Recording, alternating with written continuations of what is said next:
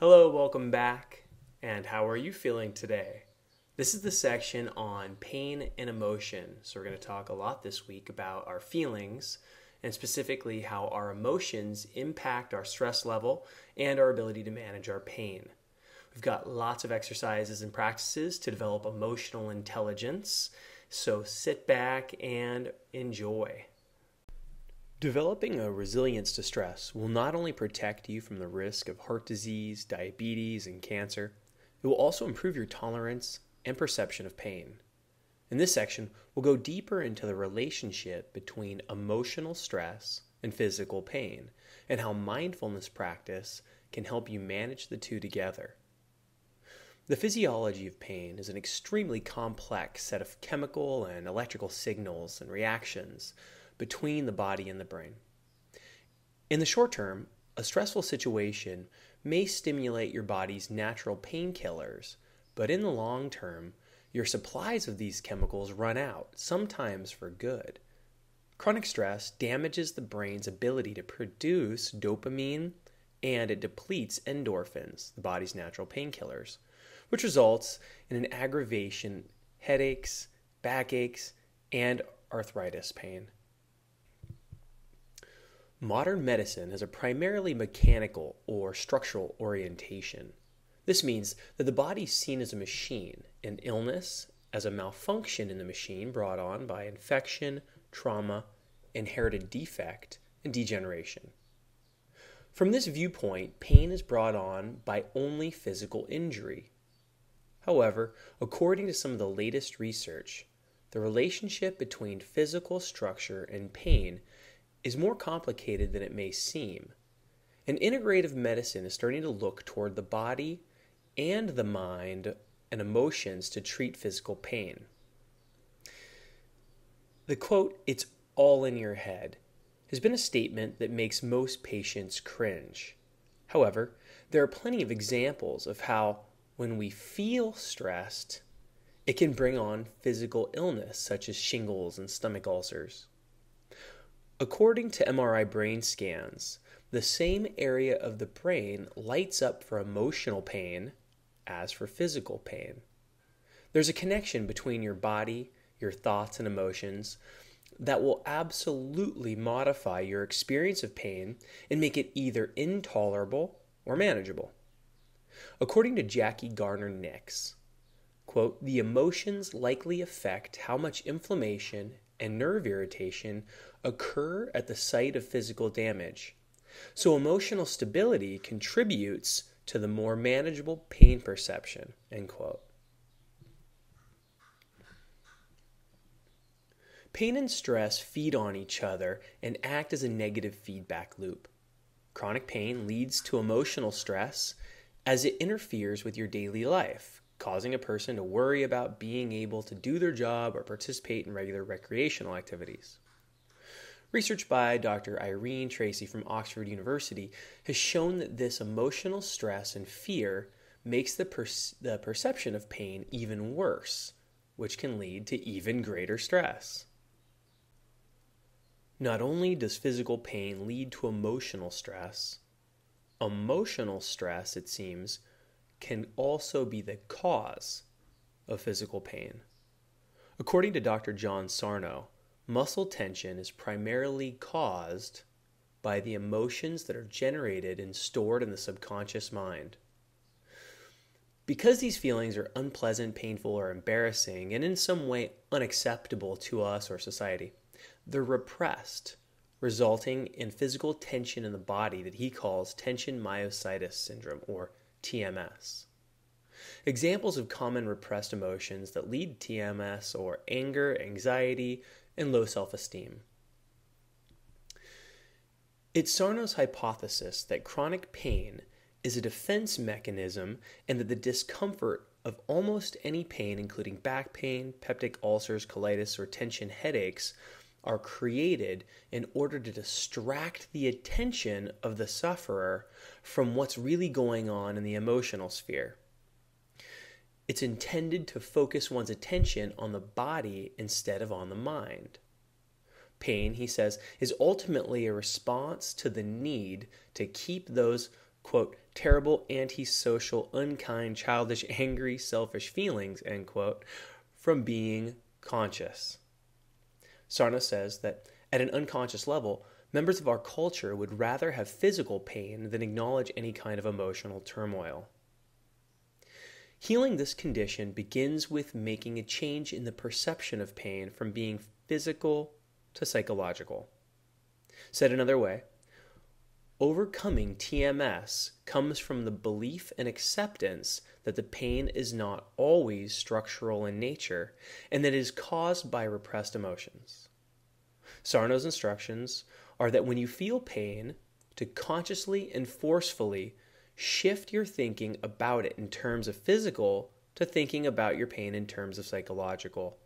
To immediately look towards something you're worried about or currently irritated with as a potential cause. While certainly not all physical pain is caused by emotion, indeed there is often an emotional component to pain that must be addressed.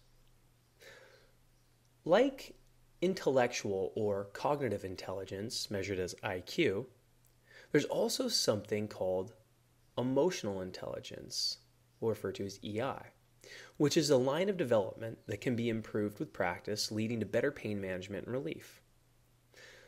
This has been shown in several studies, including one where participants with a higher EI rated the experience of pain while submerging their hand in a bucket of ice to be less intense and perceived it as less unpleasant afterwards as those who scored lower on the emotional intelligence test.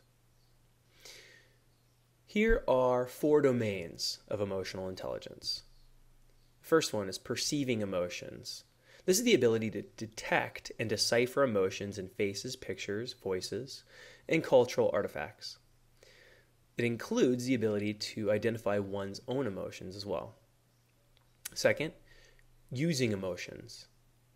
This is the ability to harness or call on specific emotions to facilitate various cognitive activities, such as thinking or problem solving. Third, understanding emotions. This is the ability to comprehend emotions in language and to appreciate complicated relationships among emotions. And finally, managing emotions. This is the ability to regulate emotions in both ourselves and in others. Research finds that a high emotional intelligence is correlated with lower psychological distress, lower rate of depression, higher satisfaction with life, better social networks, better stress management, and more likely to make good food choices.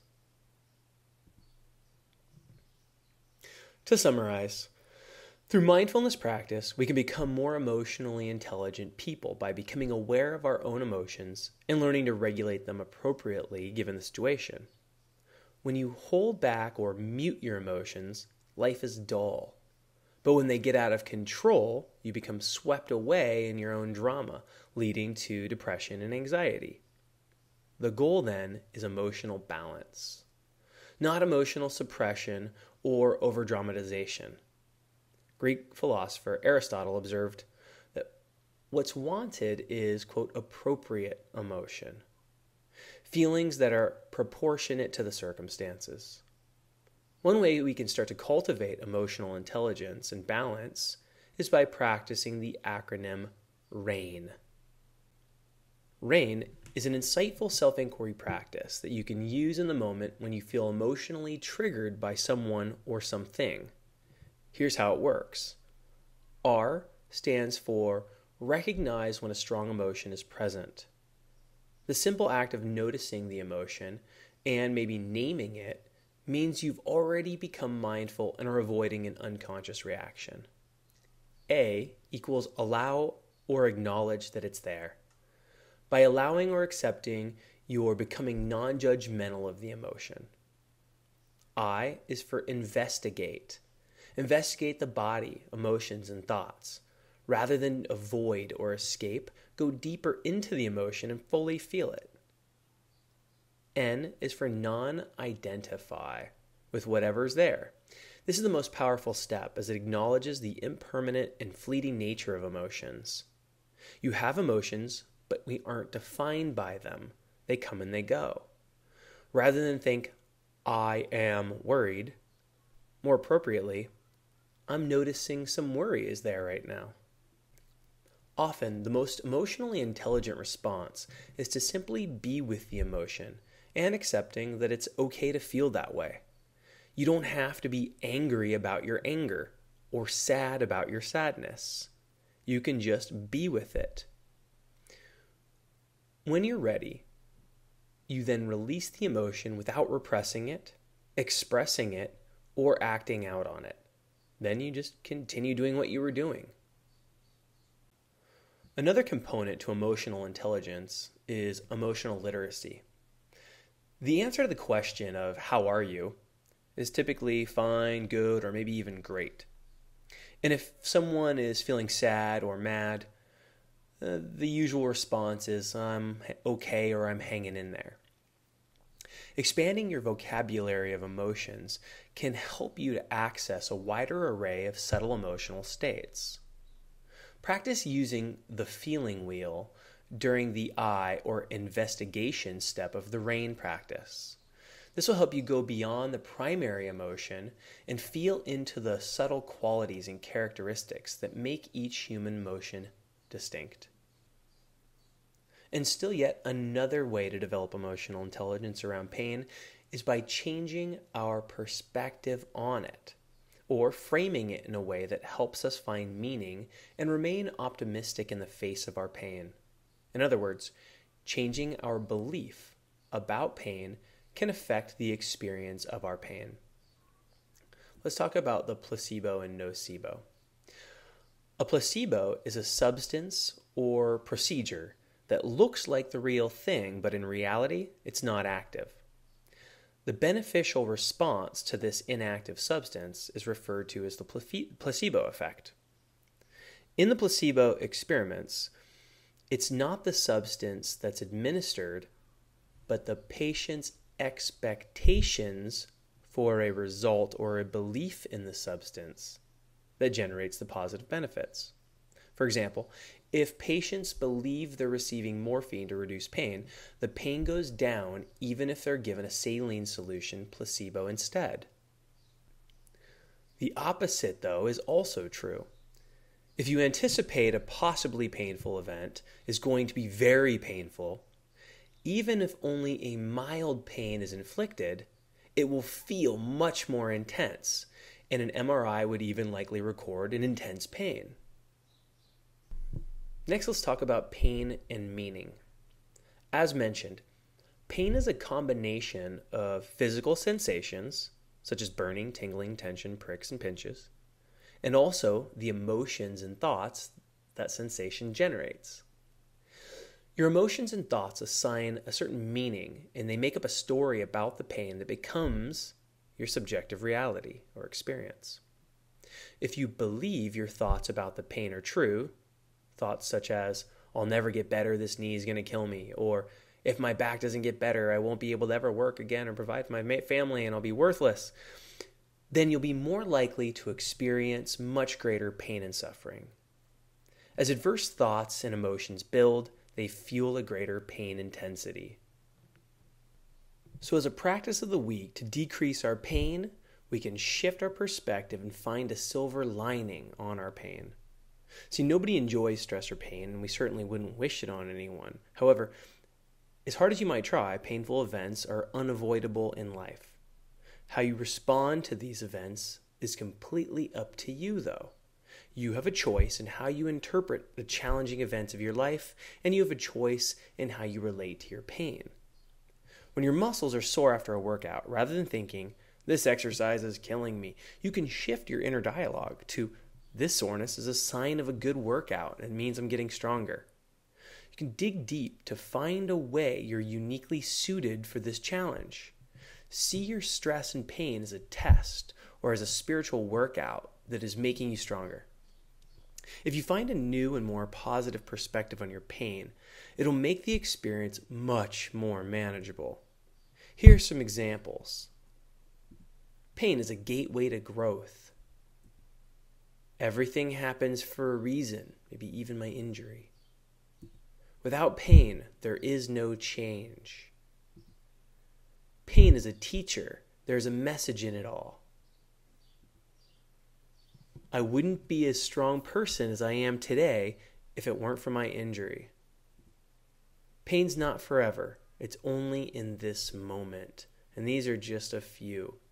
You have plenty of opportunities to explore and shift your perspective on your own pain in your life in this week's journal. So there's a hint of emotional intelligence and mindfulness of pain and emotions. That ought to be enough to get you started on your journal and prepare you for this week's coaching. See you then.